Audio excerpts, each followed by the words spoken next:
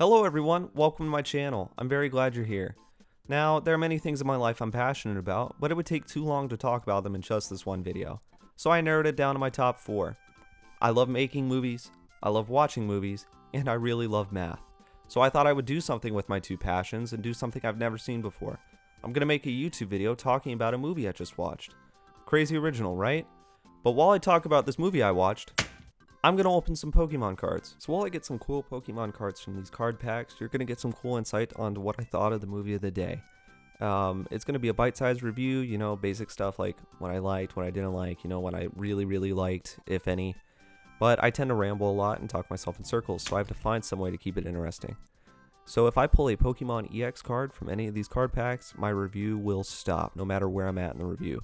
So that determines the length and quality of my reviews. Don't worry, I'm going to tell you if I liked it or not at the start, so you're not like, did you like it or not? I can't tell. So without further ado, I would like to introduce our movie of the day.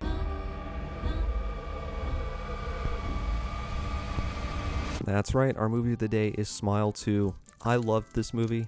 I had such a blast with it. I went back and watched it again a few more times in theaters, because it's just a fun movie to experience in the theaters. And I don't think it's going to be the same for me personally at home on my couch while it's on DVD. And I wanted to sound smart when I was talking about it. It's written and directed by Parker Finn, who wrote and directed the first film, which I wasn't a huge fan of. It wasn't that creepy, and it just had too many jump scares, and that's all it really relied on to be scary, and I hate it when movies do that. But this movie finds a balance between having the jump scares and being genuinely, tense and chilling. It does not stop being creepy.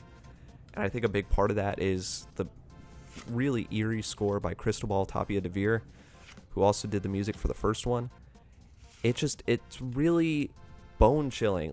You get goosebumps whenever you hear that music, because you're like, uh-oh, something creepy is gonna happen. And some of these jump scares are probably all-timers. I jumped way too many times than I'd like to admit. And a big part of this movie that really sells it is Naomi Scott's performance as Sky Riley.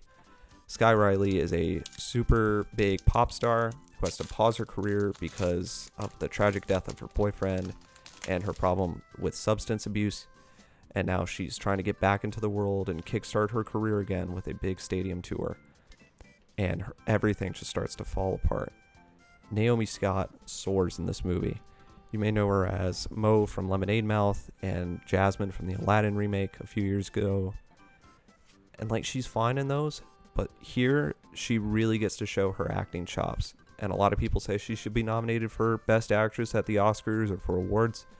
And I can't say I disagree. She is just phenomenal. And the way she portrays this pop star who's lost everything and is trying to get back up and is now starting to lose it all again. And she's just sliding into insanity. She just sells that really well. And genuinely some of the best screams I've heard from a protagonist in a horror movie. I could go on. She's just really great. Kyle Gallner, who reprises his role from the first one in the first 6 minutes of this film, was great, and it's really cool that they got to conclude his character's story. That opening scene was phenomenal. I loved it so much. And it was really nice to transition from the story of the first one to this one, which is totally different. And the ending to this film really makes you wonder, oh gosh, if they do a third one, how big is it going to get? The ending is just jaw-dropping, and it really sticks with you. I have not stopped thinking about that ending since I walked out of the theater. And Charlie Saroff's cinematography is so cool. Some of the best visuals I've seen in a horror movie this year. I just love this movie, and I think you should go experience it. So thank you so much for watching my bite-sized Pokemon review. I don't have a proper name for this series yet, but I'll come up with one. Be sure to like and subscribe, and I will see you in the next one.